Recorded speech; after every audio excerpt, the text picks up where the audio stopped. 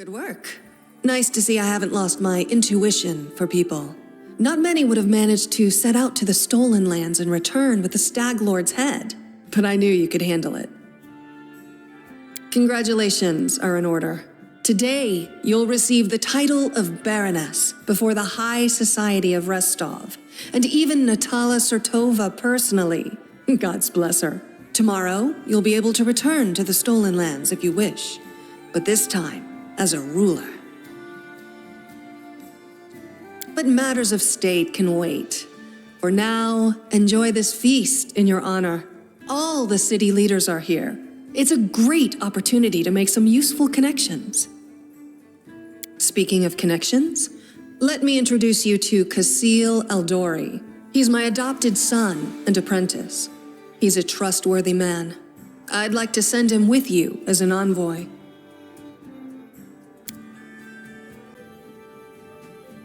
Of course, Keston gave me a full report. You dealt with the scoundrel perfectly. It would be naive to think that none of your neighbors will try to stick their hands in your affairs. Especially that sly fox Iravetti. Yes, you certainly have that right. But tell me, how well do you know Brevoy's history or the current political atmosphere? It won't be an easy explanation. What's now called Brevoy was originally two different countries, Rostland and Issia. 200 years ago, they were stuck in constant squabbles. Then, Coral the Conqueror showed up and united the two states into one. Such diplomatic tricks are easy to manage when you have dragons at your disposal. The so-called noble houses of Brevoy, mainly Sertova, Orlovsky, and Lebeda, once ruled over Issia. We, the Aldori, ruled Rostland. The royal house Rogarvia, founded by Coral the Conqueror, forced us into obedience. But 200 years isn't long enough to make peace with such a troubled history. Even 2,000 years wouldn't be enough for us to accept Issian rule. Brevoy is a country held together by a thread, and that thread grows ever weaker. We, the Aldori and the great noble houses, spent 200 years under the rule of invaders, the royal house Rogarvia. We plotted, we schemed, we stabbed each other in the back, but open confrontation was out of the question. But a few years ago, House Rogarvia disappeared. No one knows how or why. But one day, their manors were just empty, and the force that held Brevoy together, that kept us from a bloody feud, ceased to be.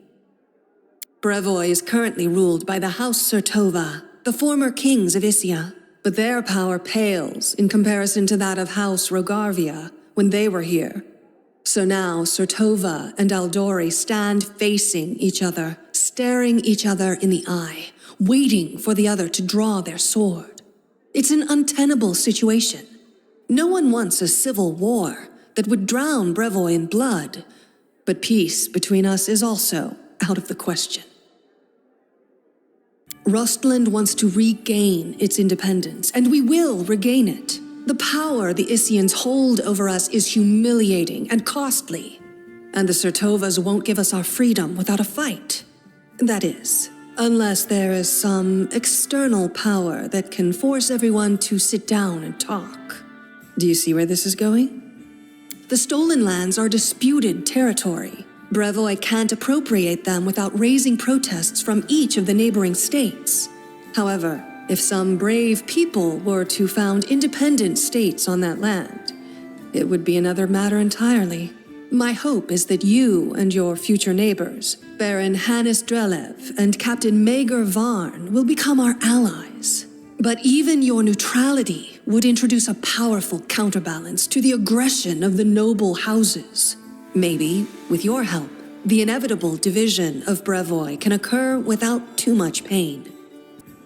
We hope to get some help from the Maivani Aldori, the descendants of the Sword Lords who have fled from Coral's rage to build a new nation in the south. But the Issians know this well, and are doing everything they can to deny us this help. I won't go into details, but if my intelligence is correct, If a civil war starts in Brevoy, Maivan will be too occupied with its own inner troubles to interfere. Actually, she could still intervene and disrupt the proceedings. But she's a Sertova. Their games are always complex and multi-layered. They're always looking for ways to turn defeat into victory. If she's decided to allow you to become a baroness, it means she already has some idea of how she can turn it to her benefit. Let's consider how she could do so. Maybe she understands that Rostland will inevitably separate and she doesn't want a war. In that case, new states in the stolen lands give the Isians a reason to sit down and talk without losing face. But that's an optimistic view, and truth be told, it doesn't quite match up with what we've come to expect from the Sertovas. The more likely scenario is that Natala wants to win you over to her side. If war breaks out and at least one of you stabs us in the back, Rostland will be surrounded by enemies. That might be enough to bring about our downfall. But you would fall first, and your newly formed states would be left in ruin. The Isians always like to have someone around to pull their chestnuts out of the fire for them. A piece of friendly advice? Don't do business with House Sertovas, no matter what promises they make you. Any deal with the noble houses is a deal with devils. Restov is a free city, proud of its independence from everyone, including the Aldori Sword Lords. But when it comes to Rostland's liberation, our goals align. This whole plan is our joint creation with Lord Mayor Yosef Selimius. How should I know? We're in the middle of a big game, and today you move from being merely a piece on the board to being one of the players. I hope you have a better understanding of what's at stake. Don't think I'm trying to impose a nanny or a spy on you. We're neighbors now. You'll need someone knowledgeable about Brevoy's politics to act as an ambassador to your court. If you don't like Casil, you're free to choose someone else, but I won't be able to vouch for the loyalty or trustworthiness of another envoy. Enjoy your evening. When you're ready for the official part, come to me.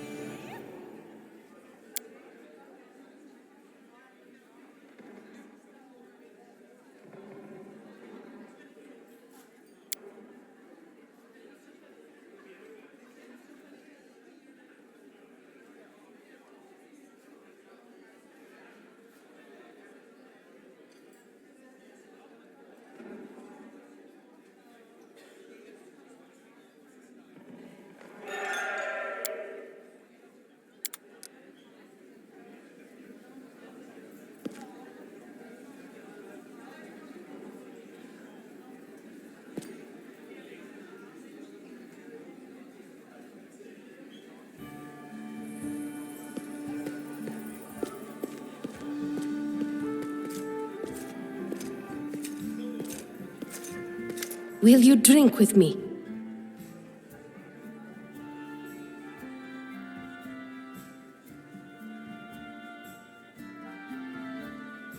To beauty.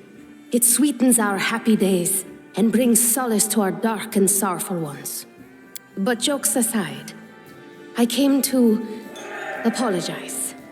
I know the words I said in our conversation with Lady Aldery might have offended you, but this was not my intention. The lessons life has dealt me were not easy. I've learned to be wary of new acquaintances, which is why I've refused to join your party. I hope you will forgive me for this weakness and for my harsh words. And I hope you will hear me out. How amusing. Usually those who don't seek affection are the very ones who receive it. Anyway, enough sweet talk. There is something important I wanted to tell you. As it happens, I came across some very valuable information. What brave conqueror of these wild lands wouldn't be intrigued by news of an ancient shrine, possibly full of great treasures? A place such as this was discovered by my old friends from Kadira, and it just so happens to be located in the lands that today become rightfully yours.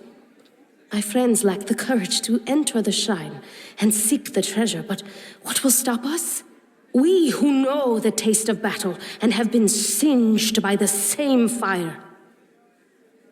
I'm sure you'd like to finally gain your official title and celebrate your victory. And I don't like noisy parties and ceremonies. Find me when you return to your dominion. I'll rent a house in your capital. We can discuss the details of our expedition there. So long, friend. I'll call you so today because soon enough, all you'll be hearing is, Your Grace, Your Grace, Your Grace.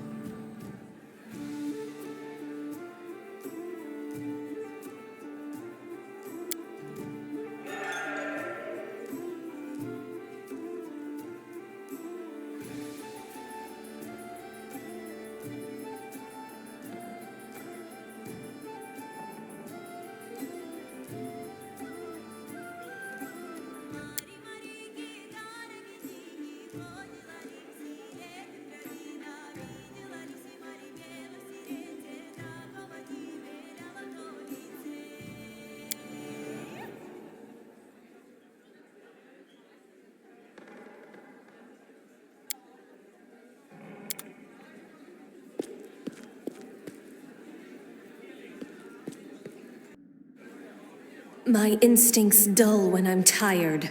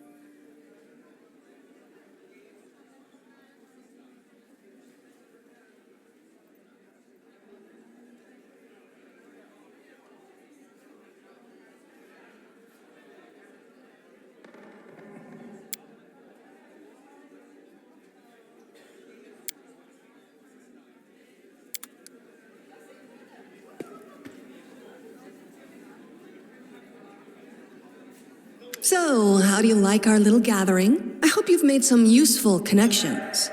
Shall we move on to the official proceedings? My apprentice, Casil Aldori, will go with you, won't he? Whatever you choose, I won't argue. But you must choose your inner circle with the utmost care. Excellent. Stand here. Lords and ladies, today we are here to honor 3 brave people who have done the impossible. They've tamed the stolen lands.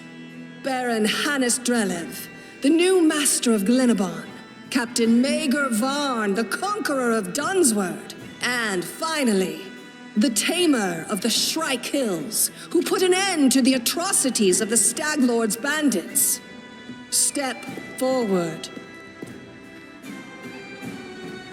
On behalf of the people of the free city of Restov, I confer upon you this noble title. Rise, your grace. Victory! The Stag Lord's dead, and the capital of the new barony has been built in place of his fort. That was how the long and challenging taming of the stolen lands began.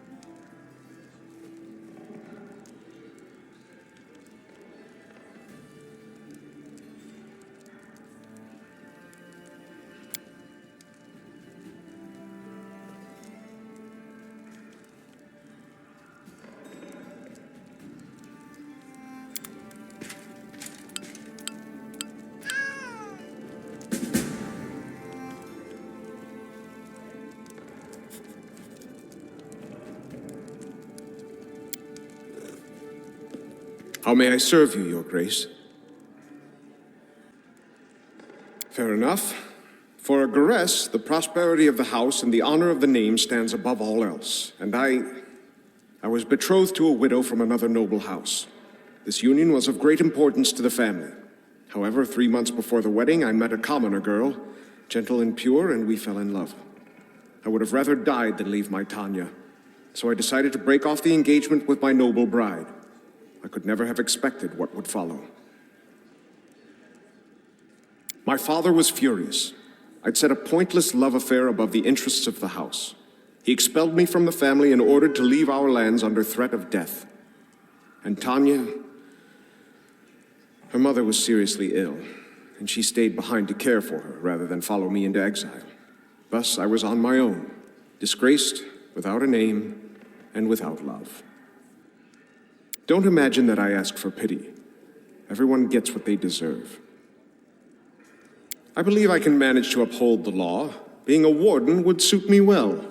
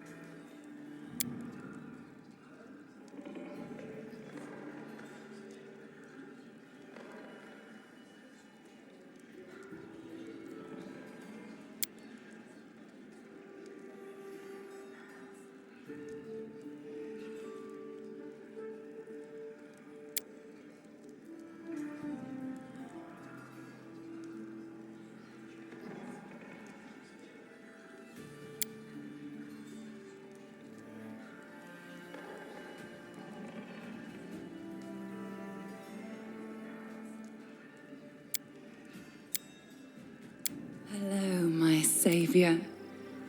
You asked if we'd meet again, and here I am. I see your fate has changed since last we met. Now you are the ruler who will determine the destiny of these lands.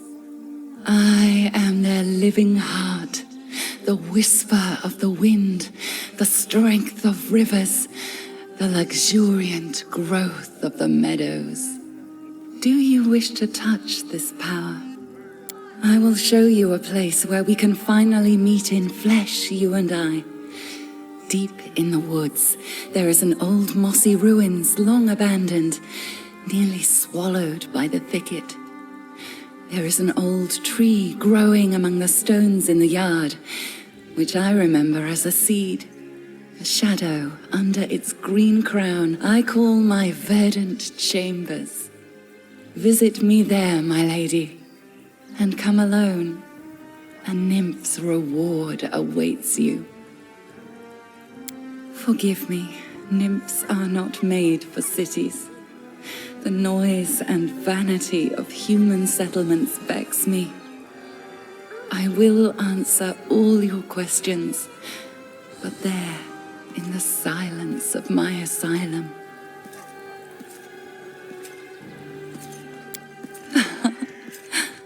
Then come to my chamber and be my guest.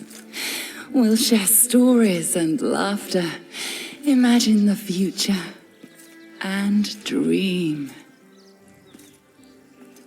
So long, I will await you there as the ground waits for spring under the heavy winter's snow.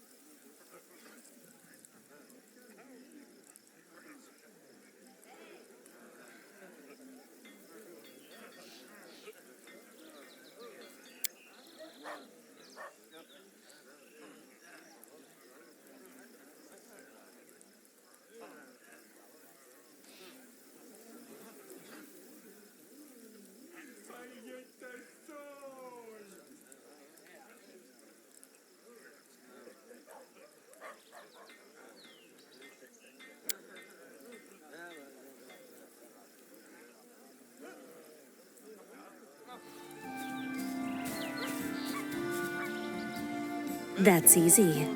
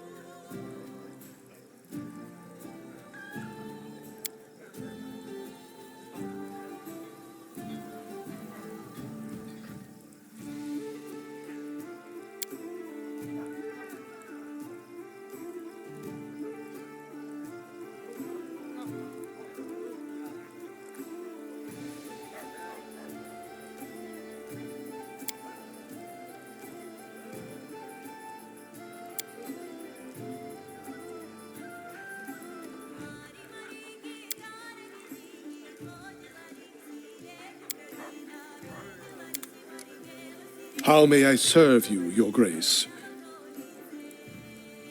Your Grace, if there's one thing I know, it is matters of faith, whether it is my own god or some other deity. If you appoint me as high priest...